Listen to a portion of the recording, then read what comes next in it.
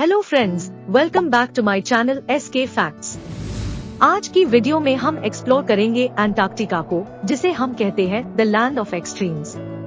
इस frozen continent की कहानी में छुपे हुए राज और रहस्यों को जानेंगे, पॉजिटिव और नेगेटिव दोनों पहलुओं के साथ। तो चलिए शुरू करते हैं।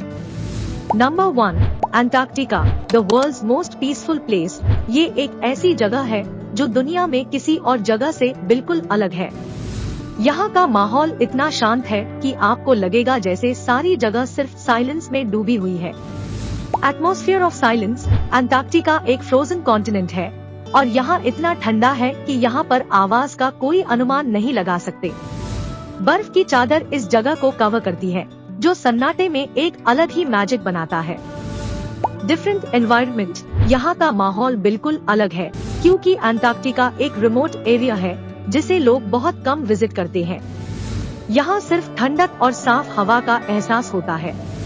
Vast landscapes. इस जगह के लैंडस्केप्स इतने बड़े होते हैं कि आपको लगेगा जैसे आप कहीं अंत में खड़े हैं। यहाँ के बड़े आइसी प्लेन्स और स्नो कवर्ड माउंटेन्स देखकर दिल खुश हो जाता है। Unique wild life. अंटार्कटिका में आपको मिलेंगे यूनिक वाइल्ड लाइफ स्पीशीज जैसे पेंगुइन्स, सील्स और व्हेल्स। ये जानवर इस ठंडे माहौल में अपने तरीके से सरवाइव करते हैं। अंटार्कटिका का माहौल इतना खास है कि ये जगह एक नेचुरल वंडर है जिसे शब्दों में डिस्क्राइब करना मुश्किल है। ये एक ऐसी जगह है जहां आपको नेचर की सच्चाई और उसकी खोज में एक अलग ही सुकून मिलता है। Number 2, Antarctica's unique ecosystem of penguins, seals and whales. ये जगह न ही सिर्फ ठंडक और सन्नाटे की जगह है, बल्कि यहाँ की वाइल्ड लाइफ का भी एक खास माहौल है। यहाँ हम एक्सप्लोर करेंगे अंटार्कटिका के पेंगुइन्स, सील्स और व्हेल्स का खास इकोसिस्टम, जो इस जगह को और भी अनोखा बनाता है।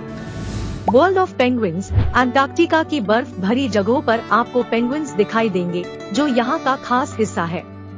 इनकी प्रजातियाँ जैसे एडली, एम्परर और चिनस्ट्रैप पेंगुइन्स यहाँ अपने यूनिक तरीके से जीते हैं। ये इतने ठंडे माहौल में भी अपने लिए खाना तलाश करते हैं।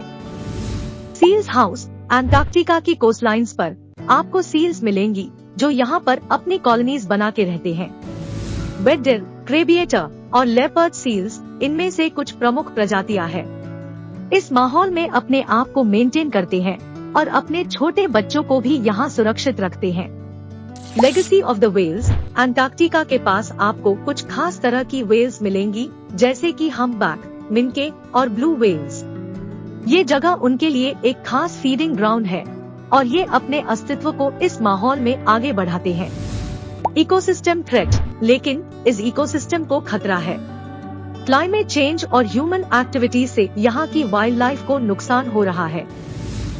अंटार्कटिका के पेंगुइन्स, सील्स और व्हेल्स का ये खास इकोसिस्टम एक नेचुरल वंडर है, जिसे हमें समझना इम्पोर्टेंट है ताकि हम इसे सही तरह से प्रोटेक्ट कर सके। Number 3, effects of global warming. Antarctica's cold to hot. Antarctica, जो कि दुनिया की सबसे ठंडी जगह है, वो भी ग्लोबल वार्मिंग के असर में है। चलिए समझे स्टेप बाय स्टेप कि कैसे ये जगह तेजी से गर्म हो रही है। Coolness record holder. अंटार्कटिका दुनिया का फ्रीजर है, लेकिन अब ये फ्रीजर भी गर्म हो रहा है।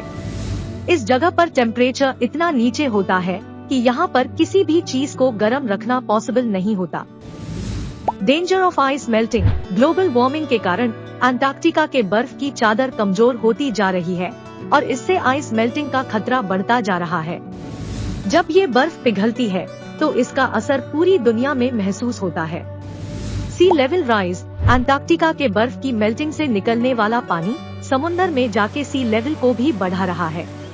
ये एक सीरियस कंसर्न है, क्योंकि इससे कोस्टल एरियाज पर असर पड़ रहा है। Impact of wild life. इस गर्मी में अंटार्कटिका के वाइल्ड लाइफ को भी असर पड़ रहा है। पेंगुइन्स, सील्स और व्हेल्स, इन सब के लिए ठंडक का माहौल इम्पोर्टेंट है, लेकिन अब ये ठंडक कम हो रही है, जो उनके लिए चैलेंज बन गया है। Impact of climate change. Global warming से अंटार्कटिका का माहौल बदल रहा है, जिससे पूरी दुनिया पर असर पड़ रहा है। ग्लोबल वार्मिंग के इस खतरनाक सिचुएशन से अंटार्कटिका अपने ठंडे रूप से दूर जा रहा है। इससे बचने के लिए हमें साथ मिलकर एनवायरमेंटली कॉन्शियस डिसीजंस लेना होगा। Number 4. Challenges of ice melting and its effects. The environment of Antarctica is changing. Antarctica के बर्फ की चादर का घटना यानी आइस मेल्टिंग एक सीरियस चैलेंज है और इसके असर का इम्पैक्ट समझना जरूरी है। चलिए समझे स्टेप बाय स्टेप कि कैसे ये चैलेंज बदल रहा है इस जगह का माहौल।